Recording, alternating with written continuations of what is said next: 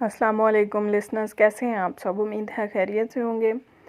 तो चलिए शुरू करते हैं आज की नेक्स्ट एपिसोड ऑफ वो अजनबी अपना सा लगे। वापसी का रास्ता दोनों खामोश ही रहे। इर्तज़ा ने पीछे एक नज़र भी नहीं डाली। माहिर ने इसे चैलेंज किया था, वो अब अपने दिल से बात कर रहा था। इस दिन तुमसे बात करूंगा जिस दिन ये चैलेंज पूरा होगा। माहिर के घर के सामने गाड़ी रोकी और जिस वक्त वो अंदर चली गई तो वो भी कुछ ही देर में घर पहुंच गए। वो सीधा बाबा के कमरे में आया। सिकंदर साहब बेड पर लेटे सामने दीवार पर लगी एलईडी पर खबरें सुन रहे थे। इर्तज़ा को देखकर रिमोट से म्यूट का बटन प्रेस कर दिया। बाबा आप सोए नहीं? वो इनके बेड के साथ पड़ी दो कुर्सियों में से एक घसीट कर बैठ गया। नहीं पुत्र, मैं लोरी सुन रहा था। सिकंदर साहब थोड़ा सा मुस्कुराकर बोले, अजीब बात है, मैं खबरें सुन लूँ तो मेरी नींद उड़ जाती है और आप इन्हें लोरी कह रहे हैं। इर्तज़ा को सिगरेट की तलब हो रही थी लेकिन बाप के एहतराम में सुलगा नहीं सका। बस बेटा, जब रोज़ाना एक जैसी ही खबरें सुनने को मिलें तो वो लोरी ही लगती हैं। वो थके हुए लहजे में बोले थे। बाबा मैं आपसे एक ज़रूरी बात करना चाहता हूँ। इर्तज़ा इनकी तरफ झुकते हुए संजीदा सा होकर बैठा। क्या फिर कहीं और तबादला होने लगा है? इन्होंने गहरी नज़र से इर्तज़ा को देखते हुए पूछा। नहीं बाबा, मैं शादी करना चाहता हूँ। आखिर इसने हिम्मत करके कह ही दिया। सौ बिस्मिल्लाह। वो खुशी के मारे उठ बैठे। मैं तो कब से दुआएं मांग रहा हूँ कि अपनी आखिरी सांसों से पहले तुम्हारा भी घर बसता हुआ देख लूँ। आखिर आज मेरी दुआ पूरी हो गई। इर्तज़ा तो इन्हें देखता ही रह गया। अगर 4 साल पहले ही हाँ कर देते तो आज पोता पोती होते हमारे आंगन में। अगली बात करने के लिए इसे बहुत हिम्मत चाहिए थी। वो बाप को नाराज़ नहीं करना चाहता था। अभी जहन में अल्फाज को तरतीब दे रहा था कि सिकंदर साहब फिर बोले, मैं सुबह ही बहू से कहूँगा कि तैयारी शुरू कर दे। आखिर इसका भी ख्वाब पूरा होने वाला है। इरम से भी एक दफ़ा फिर पूछ लेंगे। सिकंदर साहब तो हथेली पर सरसों जमाने को तैयार बैठे थे। बाबा मैं इरम से नहीं, माहिर से शादी करना चाहता हूँ। इसने बिलाखिर दबे लफ्ज़ों में धमाका कर ही दिया था। कौन माहिर? बेयकीनी से पूछा गया। माहम की दोस्त, वो जो हर किसी से सवाल पूछता था। अपनी बारी आई तो जवाब देना ही भूल गया और अब मुख्तसर से जवाब दे रहा था। तुम होश में तो हो? सिकंदर साहब गुस्से से गुर्राए। तुम्हारी भतीजी की सहेली है वो। तुम किसी और के बारे में सोच भी कैसे सकते हो इर्तज़ा, जबकि तुम जानते हो तुम्हारे नाम पर कई सालों से कोई और बैठी हुई है। बाबा मेरे कहने पर नहीं बैठी वो। मैंने तब भी आपसे कहा था कि इसकी शादी कहीं और कर दें, मेरे नाम पर ना बिठाएं। लेकिन आप में से किसी ने मेरी बात नहीं सुनी। इन्हें देखते हुए वो धीमे लहजे में बोल रहा था। सिकंदर साहब के चेहरे पर सर तासुरात नुमायां हुए। इस बच्ची का कोई कसूर नहीं है इर्तज़ा। मासूम लोगों का दिल तोड़ने से खुशियाँ नहीं मिलती, बल्कि अपना दामन भी खाली हो जाता है। सिकंदर ने समझाना चाहा। मज़ीद मैं तुमसे कोई बात नहीं करना चाहता। अब बात कल सबके सामने होगी। उन्होंने हतमी लहजे में कहकर करवट बदल ली। मतलब था कि अब तुम उठकर चले जाओ। इर्तज़ा ने कुछ कहने के लिए लब खोले, फिर सख्ती से भींचकर उठकर अपने कमरे में आ गया।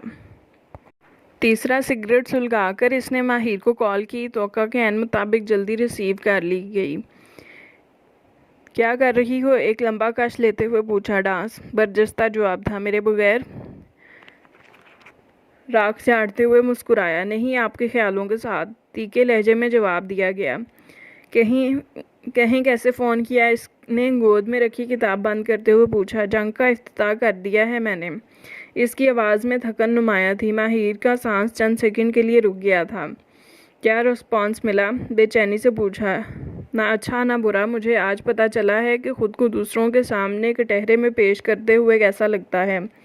वो दोनों एक दूसरे की खामोशी भी सुन रहे थे। इर्तज़ा मुझे अपनी फैमिली की तरफ से कोई परेशानी नहीं, लेकिन माहम कैसे रिएक्ट करेगी ये सोच कर मेरी जान निकल रही है।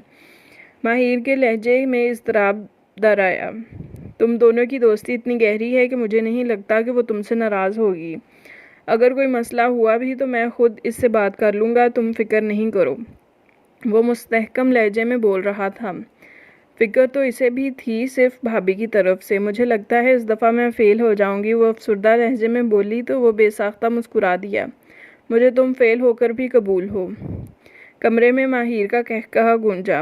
دوسری طرف سے اپنی ساری ٹینشن دور ہوتی ہوئی محسوس ہوئی۔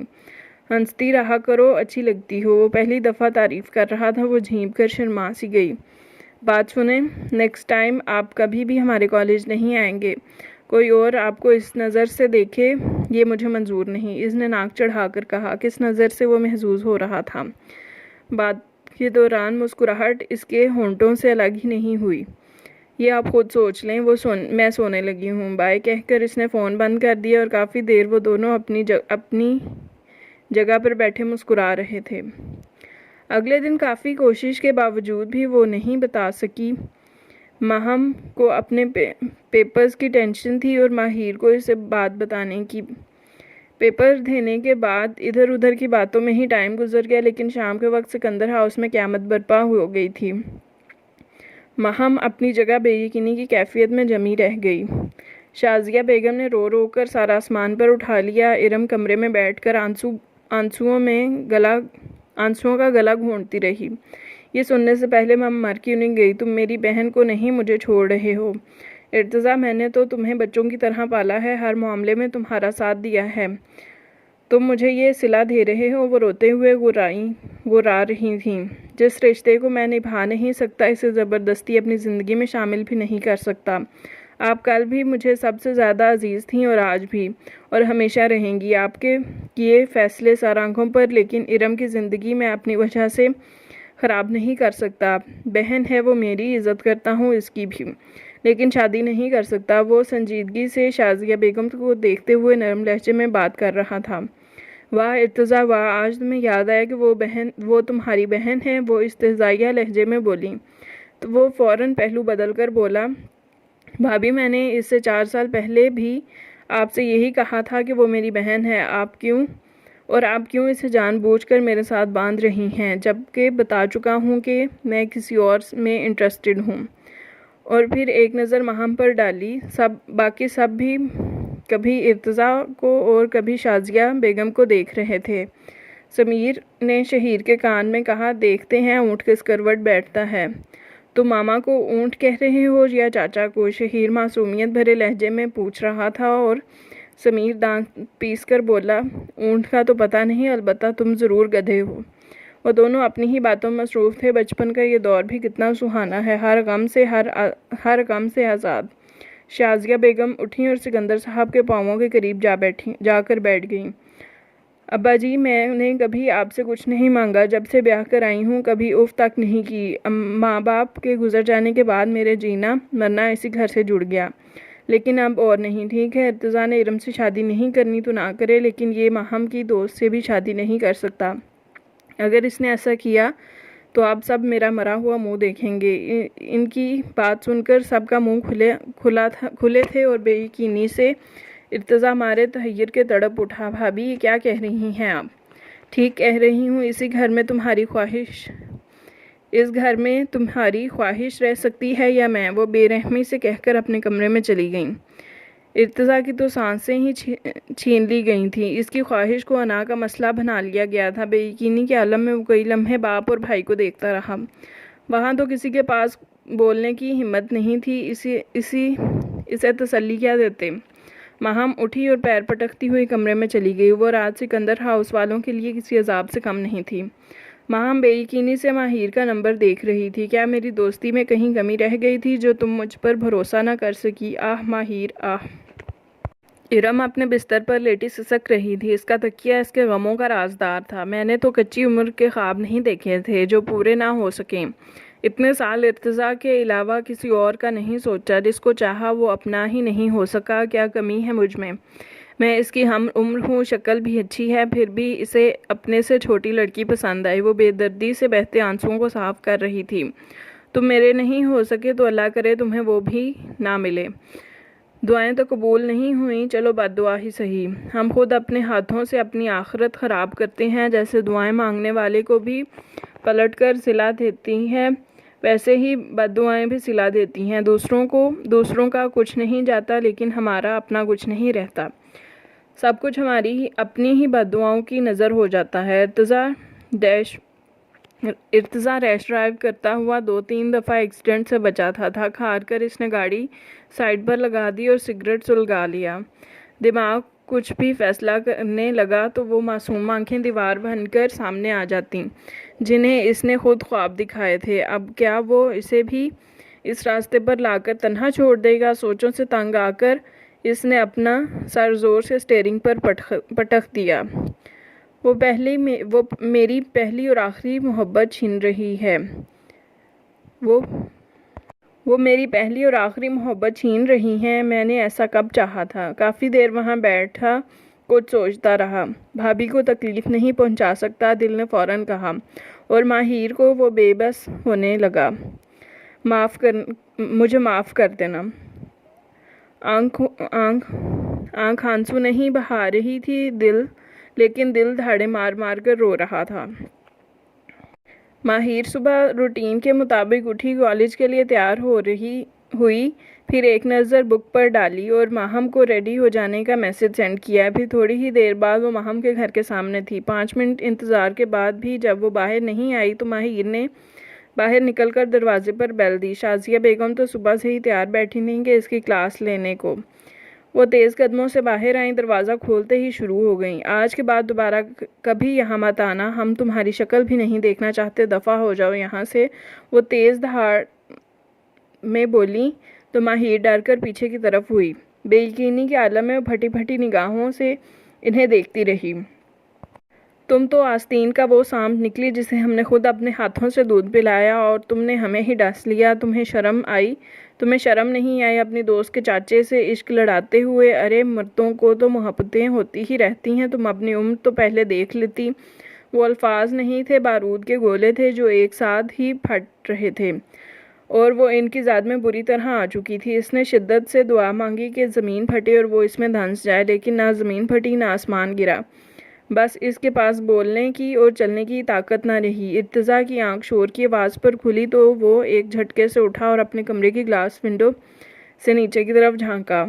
وہی ہوا جو نہیں ہونا چاہیے تھا، وہ ریت کی طرح پھسل رہی تھی اور وہ پتھر بنا کھڑا رہ گیا، ہمت نہیں کر سکا کہ اس کے سامنے جانے کی۔ وہ مرے قدموں کو گھسیٹتے گاڑی کے قریب پہنچی تو شازیہ بیگم پیچھے سے پھر گھرائیں۔ میری بیٹی کے سائے سے بھی دور رہنا، ان پیپرز کے بعد ہم خود اسے کسی اور کالج میں داخل کروا دیں گے، جہاں تم نہ ہو۔ اور پھر اس کے منہ پر دروازہ پٹک دیا گیا۔ وہ کتنی ہی دیر تکلیف اور سکتے کی حالت میں کھڑی رہی، کسی احساس کے تحت اس نے دوسری منزل کی طرف دیکھا۔ ارتضا فوراً پیچھے ہوا۔ ماہر ارتضا کو تو نہیں دیکھ سکی لیکن پردہ ہلتا ہوا محسوس کر گئی تھی، یعنی وہ بھی تماشائیوں میں سے ہی تھا۔ اس کا دل کر رہا تھا چیخے چلائے، لیکن ابھی تو شروعات تھی، رونے کا وقت تو باقی تھا۔ ارتضا دندناتے ہوئے غصے سے سیڑھیاں پھلانگتا ہوا نیچے آیا۔ اشفاق اور سکندر بھی افسردہ سے بیٹھے ہوئے تھے۔ ارم برتن سمیٹ رہی تھی۔ ارتضا نے انہی برتنوں میں سے ایک گلاس اٹھا کر سامنے دیوار پر دے مارا۔ ایک چھوٹے سے دھماکے کی آواز سے وہ چھن سے ٹوٹ کر بکھر گیا۔ ارم ڈر کے مارے بے ساختہ پیچھے ہوئی۔ شازیہ بیگم بھی سہم سی گئیں۔ ارتضا غصے کا بہت تیز تھا، سب ہی ڈرتے تھے، لیکن جب وہ پولیس کے شعبے میں گیا تھا تو اس کا غصہ کافی کم ہو گیا تھا، اور آج اتنے سالوں بعد وہی پرانے والے ارتضا کی جھلک نظر آئی۔ کان کھول کر سب میری بات سن لیں، اگر اگلی دفعہ کوئی ماہر کے قریب بھی گیا، اسے میلی آنکھ سے بھی دیکھا تو میں بھول جاؤں گا کہ میرا آپ سب سے کیا رشتہ ہے، اور یہ نہ سمجھیے کہ میں آپ کی دھمکیوں سے ڈر کر پیچھے ہٹ گیا ہوں، بلکہ میں خود نہیں چاہتا کہ وہ اس گھر میں آئے جہاں لوگ رشتوں میں محبت سے زیادہ دل میں انا اور بغض رکھتے ہیں، جہاں محبت کا بھی حساب رکھا جاتا ہے اور آپ سب میں سے کسی کو بھی اجازت نہیں ہے کہ اسے کچھ کہے۔ اگر میں نے دوبارہ دیکھا آپ کو ایسا کرتے ہوئے تو مجھ سے برا کوئی نہیں ہوگا۔ وہ جاتے ہوئے پوری برتنوں کی ٹوکری کو الٹا کر گیا تھا۔ کتنی ہی دیر برتنوں کی کھنک کانوں میں گونجتی رہی۔ آپ نے دیکھا اسے کیسے سب کے سامنے دھمکی دے کر گیا ہے؟ شازیہ بیگم نے سہمے ہوئے لہجے میں اشفاق سے کہا، تو اشفاق صاحب نے اپنی جگہ سے اٹھتے ہوئے بولا، بیگم تم نے خود شیر کے پنجرے میں ہاتھ ڈالا ہے، بلکہ سوئے ہوئے شیر کو ہی جگا دیا ہے، اب بھگتو۔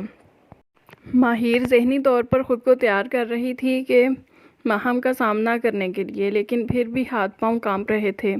اگر پیپر نہ ہوتا تو واپس گھر چلی جاتی۔ سب کچھ لمحوں میں بدل گیا تھا۔ اس کے کانوں میں شازیہ بیگم کی آوازیں ابھی بھی گونج رہی تھیں۔ ماہم کو ڈھونڈتے ہوئے کینٹین کی طرف آئی جہاں وہ دونوں ہمیشہ بیٹھتی تھیں۔ ماہم وہاں بھی نہیں تھی۔ اس نے اپنی کلاس فیلو سے اس کے بارے میں پوچھا۔ وہ اسے ڈھونڈتے ہوئے اوپر آ گئی۔ ماہم سے اپنی طرف آتے ہوئے دیکھ کر منہ پھیر لیا تھا۔ بہت کوشش کے باوجود بھی وہ ماہر سے نہیں بولی۔ پیپر دے کر جب وہ کلاس سے نکلی تو ماہر نے زبردستی اس کا ہاتھ پکڑ کر روکا۔ ہمیں ایک دوسرے سے بات کرنے کی ضرورت ہے ماہم۔ مجھے تم سے کوئی بات نہیں کرنی۔ کون ہو تم اور میں تمہاری کیا لگتی ہوں؟ ہاں، اگر تم جیسی دوستی ہوتی ہے تو نہیں رکھنی مجھے تم سے دوستی۔ ماہم بے دردی سے ہاتھ چھڑا کر پھٹ پڑی۔ پلیز مجھے سمجھنے کی کوشش کرو ماہم، میں خود ایسا نہیں چاہتی تھی لیکن میں کیا کرتی، کیسے تمہیں بتاتی کہ میں تمہارے۔ ماہر نے بات ادھوری چھوڑ دی۔ واہ یار، مجھے بتاتے ہوئے تمہیں سوچنا پڑ رہا تھا، حیرت ہے۔ ہم نے پہلے تو کبھی سوچ کر بات نہیں کی تھی، پھر اب کیوں؟ ماہم استہزائیہ ہنسی۔ ماہم، مجھے اس وقت تمہاری سب سے زیادہ ضرورت ہے، مجھے معاف کر دو پلیز۔ وہ ہاتھ جوڑ کر بولی، اگر تم مجھ پر بھروسہ کرتی تو آج میں تمہارا ساتھ ضرور دیتی، لیکن یہ جو میرے سامنے ماہر کھڑی ہے اسے میں پہچانتی بھی نہیں۔ ماہم متفکر لہجے میں کہتی ہوئی سیڑھیاں اتر گئی۔ ماہر بے بسی سے اسے جاتے ہوئے دیکھتی رہی۔ اس کے موبائل پر مس کال کے بعد میسج ٹون بجی تھی۔ میسج چیک کیا اور ریسٹورنٹ کی طرف آ گئی۔ ارتضیٰ اپنی مخصوص جگہ پر بیٹھا ہوا سگریٹ کے کش لے رہا تھا۔ ماہر کو آتا دیکھ کر ایش ٹرے میں سگریٹ بجھایا، لیکن اس نے پہلی دفعہ اپنی جگہ سے کھڑے ہو کر ویلکم نہیں کہا اور نہ ہی مسکرا کر اس کی طرف دیکھا۔ سنجیدہ لہجے میں اس کے سلام کا جواب دیا۔ کیسے ہیں؟ تم کیسی ہو؟ سوال کے بدلے سوال۔ وہ خود تھکی ہوئی تھی ورنہ یہ تبدیلی فوراً نوٹ کر لیتی۔ آج کا دن بہت ٹف تھا۔ وہ صبح والے واقعے کا ذکر بھی نہیں کر سکی۔ ابھی تو دن باقی ہیں۔ ارتضیٰ ماہر کو دیکھنے کی بجائے ٹیبل پر انگلی پھیرتے ہوئے بات کر رہا تھا۔ میں بہت تھک گئی ہوں ارتضیٰ۔ ماہم الگ ناراض ہے، کچھ اچھا نہیں لگ رہا، ایسا لگتا ہے جیسے میں بہت بڑی آزمائش میں پھنس گئی ہوں۔ وہ افسردگی سے کہتی پیچھے ہو کر بیٹھ گئی۔ ارتضیٰ نے ایک گہری نظر اس پر ڈالی۔ فکر نہیں کرو، میں تمہیں اس آزمائش سے نکال رہا ہوں۔ وہ خود میں بولنے کی ہمت پیدا کر رہا تھا۔ ماہر نے چونک کر اسے دیکھا۔ کیسے؟ دل کی دھڑکن کسی بھی انجانے خوف سے تیز ہوئی۔ پورا جسم کان بن کر سننے کو بیتاب تھا۔ دل بار بار ٹوٹنے سے بہتر ہے ایک ہی دفعہ توڑ دیا جائے۔ میں شرمندہ ہوں کہ تم میری وجہ سے اس آزمائش میں گری، لیکن مجھے کیا پتا تھا کہ تم ان چند دنوں کے رابطے کو اتنا سیریس لے لو گی۔ میں تو بس ٹائم پاس کر رہا تھا، ورنہ میرا تم سے کیا جوڑ۔ وہ کاندھے اچکا کر بولا، بے تاثر نظریں، روکھا لہجہ۔ وہ الفاظ تھے یا بارود کے گولے؟ کان جو سن رہے تھے وہ ان پر یقین نہیں کرنا چاہتی تھی۔ سامنے بیٹھا شخص جو کل تک محبت کی باتیں کر رہا تھا، آج وہ ان باتوں کو ٹائم پاس کہہ رہا تھا۔ کاش کہ وہ یہ سب نہ سنتی، کان بہرے ہو جاتے، آنکھیں نابینا ہو جاتی، لیکن کچھ بھی تو نہیں ہوا تھا۔ وہ تحیر کے مارے پھٹی نگاہوں سے اسے سامنے بیٹھا ہوا دیکھ رہی تھی۔ یہ سچ نہیں ہو سکتا۔ آپ یہ سب کیسے کہہ سکتے ہیں؟ وہ بے یقینی سے الفاظ توڑ توڑ کر ادا ہوئے تھے۔ میں انگیجڈ ہوں، ملی تو ہوگی تم ارم سے، وہ میری ہم عمر بھی ہے اور میری اپنی پسند سے یہ رشتہ طے ہوا تھا۔ مجھے لگا کہ شاید تمہیں ماہم نے بتایا ہو، لیکن خیر تمہارے ساتھ بھی اچھا ٹائم سپینڈ ہوا۔ تم چاہو تو ہم روز بات کر سکتے ہیں، تمہارا بھی دل لگا رہے گا۔ وہ اپنی اچھائی کا ہر ریکارڈ توڑ کر برا بن رہا تھا۔ وہ خود کو کامیاب ہوتا ہوا دیکھ بھی رہا تھا۔ وہ کیا کہنے کی کوشش کر رہا تھا؟ مارے توہین کے ماہر کا چہرہ لال ہو گیا۔ اسے اپنے جسم پر انگارے سلگتے ہوئے محسوس ہوئے۔ وہ ایک جھٹکے سے اٹھی اور ایک زناٹے دار تھپڑ ارتضیٰ کے منہ پر دے مارا۔ ارتضیٰ آنکھیں پھاڑ کر اس کی اس جرأت کو دیکھتا رہ گیا۔ ماہر طیش کے مارے پاگل ہو رہی تھی۔ ماہر نے سامنے پڑے ٹیبل پر گلاس اٹھا کر زمین پر پٹک دیا۔ ارتضیٰ جانتا تھا ایسا بھی ہنگامہ ہو سکتا ہے، اسی لیے اس نے ریسٹورنٹ خالی کروایا ہوا تھا۔ خود اور وہ اسے اذیت دینے کی یہ تیاری بہت سوچ سمجھ کر کی گئی تھی۔ میں نے آپ کو اس بات کا حق کبھی نہیں دیا کہ آپ میری عزت نفس کو مجروح کریں۔ آپ اتنی گھٹیا سوچ کے مالک ہو سکتے ہیں، یہ میں نے سوچا بھی نہیں تھا۔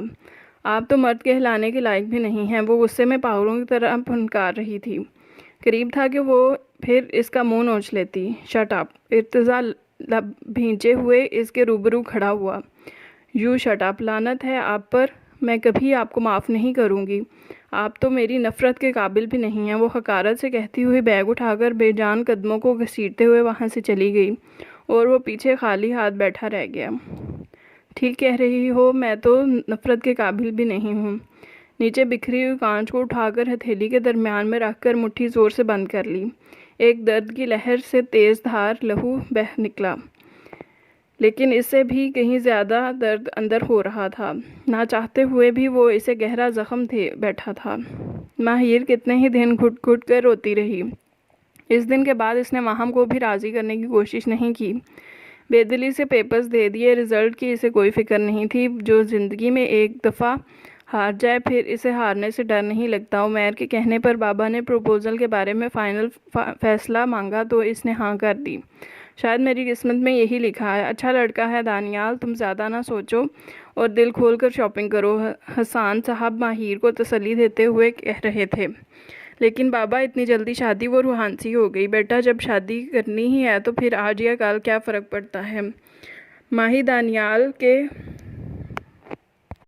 دانیال کے فادر طاہر انکل عمرہ کی ادائیگی کے لیے جانا چاہتے ہیں، اسی لیے وہ شادی کی ڈیٹ جلدی مانگ رہے ہیں۔ مومنہ نے پاس بیٹھے ہوئے تفصیل بتائی۔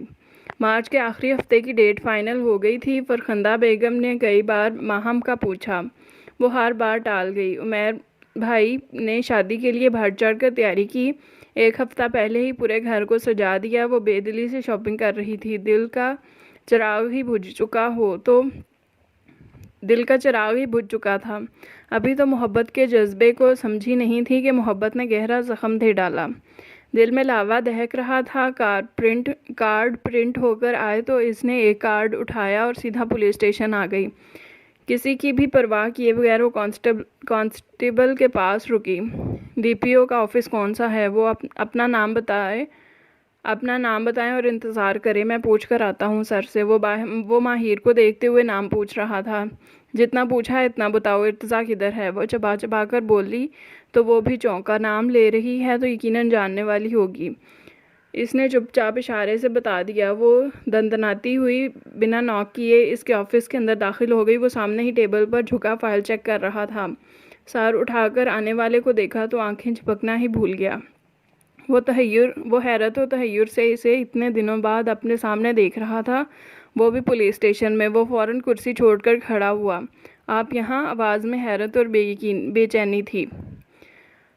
انویٹیشن کارڈ دینے آئی ہوں۔ بھئی پہلا حق تو آپ کا ہی بنتا ہے نا؟ وہ طنزیہ انداز میں مسکراتے ہوئے اسے دیکھنے لگی۔ اس کی شادی کا سن کر وہ بھی اسی کے منہ سے ارتضیٰ کو اپنی سانس رکتی ہوئی محسوس ہونے لگی۔ کبھی ہم میں اور تم میں بھی قرار تھا، تمہیں یاد ہو یا نہ یاد ہو۔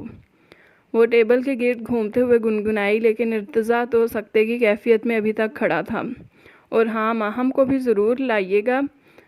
وہ ایسے کہہ رہی تھی جیسے کچھ ہوا ہی نہ ہو۔ اتنی جلدی؟ ارتضیٰ کی آواز گلے میں پھنسی۔ آپ کو کیا لگا تھا کہ ساری زندگی آپ کے روگ میں بیٹھی رہوں گی؟ ماہیر نے کہکا لگایا۔ ارے جانے بھی دیں پرانی باتوں کو، بلکہ نہیں، غلطیوں کو مٹی ڈالیں۔ ویسے تو آپ کو مجھ سے پہلے شادی کرنی چاہیے تھی۔ وہ اس کے ٹیبل پر پڑی ایک ایک چیز کو چھو رہی تھی، پھر رک کر بولی، کہیں بڑھاپے میں پہنچ کر شادی کرنے کا ارادہ تو نہیں ہے؟ وہ طنز کے تیر چلا رہی تھی اور وہ تیر ارتضیٰ کے دل کو زخموں سے چور کر رہے تھے۔ وہ ایک ٹرانس کی کیفیت میں چلتا ہوا بالکل قریب پہنچا اور ماہیر کے بازو کو مڑوڑ کر پیچھے اس کی کمر کے ساتھ لگا کر اس کی آنکھوں میں جھانکتے ہوئے چبا چبا کر بولا، اتنی جلدی کیسے بھول گئی ہو؟ ہاں، اور شادی کے لیے بھی اتنی بےتابی؟ ماہیر سہم سی گئی تھی۔ اس کی دھڑکنیں اسے اتنا قریب دیکھ کر بے ترتیب ہوئیں۔ ایک پل کے لیے وہ سب کچھ بھول سی گئی۔ کاش کہ وہ نہ آتی۔ اب وہ یہاں آ کر پچھتا رہی تھی۔ اس نے بازو اتنی سختی سے تھاما ہوا تھا کہ ماہیر کو تکلیف محسوس ہونے لگی۔ میرا بازو چھوڑے، مجھے درد ہو رہا ہے۔ آنکھیں برسنے کو تیار تھیں۔ اور جو مجھے تکلیف ہو رہی ہے وہ؟ ارتضیٰ کی آنکھیں ضبط سے لال ہونے لگیں۔ اس نے تو سوچا بھی نہیں تھا کہ وہ اتنی جلدی راستہ بدل لے گی۔ یہ تکلیف آپ نے خود چنی ہے اپنے لیے۔ وہ غصے سے چلائی اور ایک جھٹکے سے بازو اس کی گرفت سے آزاد کروایا، پھر سرائیت سے چند قدم پیچھے ہٹی۔ ارتضیٰ بھی تھوڑا سنبھل کر پیچھے ہوا، گہرا سانس لے کر خود کو نارمل کرنے کی کوشش کی۔ ایک دو چکر کاٹنے کے بعد بولا، آپ کو بہت مبارک ہو، ماہم کو شادی میں بھیجنے کی پوری کوشش کروں گا، آپ بھی ضرور آئیے گا، فکر نہ کریں، بہت اچھے سے آپ کا تعارف کرواؤں گی اپنے ہونے والے ہسبینڈ سے۔ ماہر زومانی انداز میں بولی تو ارتضیٰ نے کھا جانے والی نظروں سے گھورا۔ جائیے یہاں سے، مجھے آپ کا یہاں آنا بالکل اچھا نہیں لگا، کاٹدار لہجے میں بولتے ہوئے دروازے کی طرف اشارہ کیا۔ اچھا، حیرت ہے، ہوٹلوں میں لے کر پھرنا تو بہت اچھا لگتا تھا آپ کو، ویسے آپس کی بات ہے، مجھے تو یہاں آ کر بہت اچھا لگا، اچھی جگہ ہے، چکر لگاتی رہوں گی۔ اسے تکلیف پہنچا کر سکون مل رہا تھا۔ ماہر کے اس انداز و بیان سے ارتضیٰ کے تن بدن میں آگ سی لگ گئی تھی۔ شاید آپ کا دماغ خراب ہو گیا، یہ تفریح کی جگہ نہیں ہے، یہاں مجرم لائے جاتے ہیں اور عورتوں کا آنا مناسب نہیں سمجھا جاتا۔ وہ اپنے غصے کو ضبط کرنے کی کوشش کر رہا تھا اور وہ اسے مزید تپا رہی تھی۔ اچھا، ماہر کے کہکے کی آواز گونجی تو وہ لب بھینچتا رہ گیا، پکڑ کر نکال بھی نہیں سکتا تھا۔ باہر طرح طرح کے لوگ تھے اور یہ بے وقوف دندناتی ہوئی آ گئی تھی۔ آپ تو باہر سے پکڑ کر مجرم اندر لاتے ہیں، لیکن میرا مجرم تو اندر بیٹھا ہے، کاش کہ میں اسے بھی کوئی سزا دلوا سکتی۔ وہ اسے تعصب سے دیکھ رہی تھی۔ سزا تو دے رہی ہو، اب کیا جان لوگی؟ کہا کچھ نہیں، بس آگے بڑھ کر دروازہ کھولا۔ بشیر، ان کو باہر تک چھوڑ کے آؤ، کہہ کر خود بھی وہاں سے نکل گیا۔ ماہر نے ماہم کو فون کیا تو اس نے اٹھا بھی لیا۔ دونوں کے درمیان کچھ دیر اجنبی سی خاموشی چھائی رہی۔ ماہم، پلیز آ جاؤ، تمہیں واسطہ ہے، ہماری پرانی دوستی کا آنسو گالوں پر بہہ نکلے۔ دوستی کی خاطر ہی تو نہیں آ رہی، کیا کروں ماہی، بہن سمجھتی تھی تمہیں، اور کوئی بھی اپنی بہن کو یوں برباد ہوتے ہوئے نہیں دیکھ سکتا۔ اس کی آواز میں بھی نمی تھی۔ چلو دوست نہیں تو رسم دنیا ہی نبھا جاؤ، لیکن پلیز آ جاؤ، بے شک پھر کبھی میری شکل نہ دیکھنا، خدا کے لیے آ جاؤ، وہ التجائی انداز میں بولی۔ دل پر کوئی خنجر چلا رہا تھا، ضرورت تھی اسے دوست کے کاندھے پر سر رکھ کر رونے کی ایک آخری بار۔ زندگی بدلنے والی تھی، صرف چند گھنٹے ہی تو باقی تھے۔ فیصلہ کرنا آسان تھا لیکن عمل کرنا مشکل۔ ماہر نے مزید کچھ کہے بغیر فون رکھ دیا اور کچھ سوچتی ہوئی اوپر آئی۔ ارتضیٰ کے کمرے کا دروازہ نوک کیا اور اجازت ملنے سے پہلے ہی اندر آ گئی۔ وہ سامنے ہی صوفے پر ہیڈ فونز لگائے نیم دراز تھا۔ ماہم نے زور سے ہیڈ فونز کھینچے تو وہ ہڑبڑا کر اٹھ بیٹھا۔ یہ کیا بدتمیزی ہے ماہم؟ بدتمیزی؟ وہ ابرو اچکا کر بولی، بدتمیزی تو وہ ہے جو آپ نے میری دوست کے ساتھ کی۔ آپ کو کس نے حق دیا کہ اس کی زندگی کے ساتھ یوں کھیلنے کا؟ وہ غصے میں بولتے ہوئے اس کے سامنے ٹیبل پر بیٹھی۔ ماہم، جاؤ یہاں سے، میں تھوڑی دیر گھر آرام کرنے آیا ہوں، تمہاری فضول باتیں سننے نہیں۔ وہ ناگواری سے اس کی طرف دیکھ کر بولا تھا، مجھے تو یقین نہیں آ رہا کہ آپ کہہ رہے ہیں چاچو کسی کی زندگی کا جنازہ نکل رہا ہے اور آپ کو اپنی آرام کی پڑی ہے۔ ماہم بے یقینی سے اسے دیکھ رہی تھی۔ وہ بھی اسے دیکھتا ہی رہ گیا۔ کیا چاہتی ہو تم مجھ سے؟ کیا میں اسے اپنے ہاتھوں سے دفن کروں یا خود کو؟ ایک ساتھ دو کام میں نہیں کر سکتا۔ وہ بے بسی کی انتہا پر تھا۔ دوسروں کو تکلیف دینے والے خود بھی کبھی پرسکون نہیں رہتے چاچو۔ میں تو آپ کو خاص سمجھتی تھی، پر آپ تو عام مردوں جیسے ہی نکلے۔ اسے تعصب سے دیکھتی وہ اٹھی۔ پھر آپ سب مرد یہ کہتے ہیں کہ عورت بے وفا نکلی۔ سچ تو یہ ہے کہ اس پوری دنیا میں عورت سے زیادہ وفادار کوئی نہیں۔ وہ تو بیچاری مر کر بھی وفا کے تقاضے پورے کرتی ہے اور قبر میں اترنے کے بعد بھی آپ جیسے مرد انہیں بے وفائی کا دھبا لگا دیتے ہیں۔ اور ظلم کی انتہا تو یہ ہے کہ معاشرے میں پھر بھی کوئی مردوں کو بے وفا کہنے کی ہمت نہیں رکھتا۔ مرد اگر بے وفائی کریں تو وہ میرے نزدیک مرد ہی نہیں ہے۔ ماہم، تم سب جانتے ہوئے بھی یہ کہہ رہی ہو، جبکہ میں نے اسے تمہاری ماما کی وجہ سے چھوڑا ہے۔ وہ بے یقینی سے اسے متفکر لہجے کے الفاظوں کو سنتے ہوئے بولا تھا۔ اچھا، اگر آپ کو اپنی بھابھی کا اتنا ہی خیال تھا تو محبت بھی ان سے پوچھ کر کرتے۔ وہ آج ایک بھتیجی نہیں دوست اور اس کے اندر کی عورت جاگ کر بات کر رہی تھی۔ ماہم دروازے کے قریب پہنچ کر پھر رکی۔ آتی دفعہ ماہر سے چوڑیاں لیتی ہوئی آؤں گی کہہ کر دروازہ پٹک کر باہر چلی گئی اور وہ پیچھے سکتے کی حالت میں نہ جانے کتنی ہی دیر بیٹھا رہا تھا۔ وہ چھوٹی سی لڑکی کیا کچھ کہہ گئی تھی، یقیناً آخری بات پر وہ تھپڑ رسید کرتا، لیکن وہ غلط نہیں تھی۔ جہاں پتا ہو کہ فیملی میں ایسے لوگ موجود ہیں وہاں محبت بھی اجازت لے کر کرنی چاہیے۔ اپنے اندر کے اٹھتے طوفانوں کو کم کرنے کے لیے اس نے سگریٹ سلگا لیا اور چابیاں اٹھا کر نیچے آ گیا۔ ماہم آؤ، میں تمہیں خود چھوڑ کر آؤں گا۔ خود کو مضبوط کرتا ہوا وہ شازیہ بیگم کی طرف دیکھ کر بولا، جانتا تھا کہ وہ ماہم کو جانے کی اجازت نہیں دے رہی تھیں۔ جب مسئلہ ہی میری وجہ سے تھا جو کہ اب آپ کی وجہ سے ختم ہو چکا ہے تو پھر اس سب میں ماہم کو نہ گھسیٹیں تو بہتر ہے۔ ماہم باہر انتظار کر رہا ہوں، آ جاؤ۔ ایک نظر اس پر ڈال کر باہر نکل آیا۔ شازیہ بیگم کو ماہر کی شادی کا پتہ چلا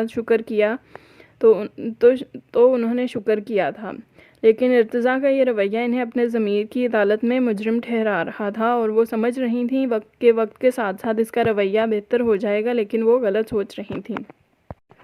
ماہم نے کوئی خاص شاپنگ تو نہ کی تھی۔ سمپل سے ڈریس کے ساتھ ہلکا سا میک اپ کا ٹچ دے کر کیپ شال اوڑھتی ہوئی گاڑی میں آ بیٹھی تھی۔ ارتضیٰ نے کچھ بھی کہے بغیر گاڑی سڑک پر ڈال دی۔ سفر کے دوران وہ دونوں خاموش رہے۔ ماہر کے گھر کے سامنے گاڑی رکی تو اس کی آنکھیں ساکت رہ گئی تھیں۔ لائٹنگ حسان ولا کا دلکش نظارہ پیش کر رہی تھی۔ چمکتی ہوئی روشنی میں اس کی آنکھیں جل اٹھیں، دل پر خنجر سے چلنے لگے۔ اتنی تکلیف تو کبھی زخموں کو محسوس نہیں ہوئی تھی جتنی آج بغیر زخموں کے ہو رہی تھی۔ آج اسے سمجھ آئی تھی کہ کیوں کہا جاتا ہے کہ دل کے زخم ہیں گہرے بہت۔ کاش چاچو دانیال کی جگہ آج آپ ہوتے، وہ افسوس سے کہتی نیچے اتر آئی۔ اور وہ کتنے ہی لمحے وہاں سے ہل نہیں سکا تھا، پھر کچھ توقف کے بعد زن سے گاڑی آگے بڑھا دی۔ سر درد سے پھٹنے لگا اور ایک سکون تھا جو کہیں میسر ہی نہیں تھا۔ قسمت کے کھیل بھی کتنے نرالے ہوتے ہیں، جس نے مانگا وہ خالی ہاتھ رہ گیا اور کوئی دوسرا بنا دیکھے بنا مانگے کتنی آسانی سے قسمت میں لکھوا کر لے گیا۔ کیا ہوتا اگر تم مجھے اس طرح مل جاتی؟ گھر والوں کی انا کی دیوار ہمارے درمیان کبھی فاصلہ پیدا نہ کرتی اور تم آج میری دسترس میں ہوتی۔ اسے اپنی روح کے اندر تک تھکن اترتی ہوئی محسوس ہو رہی تھی۔ جو مسافر نہ تھے وہ منزلوں کو پہنچ گئے، جو سفر میں تھے وہ راستہ ہی بھول گئے۔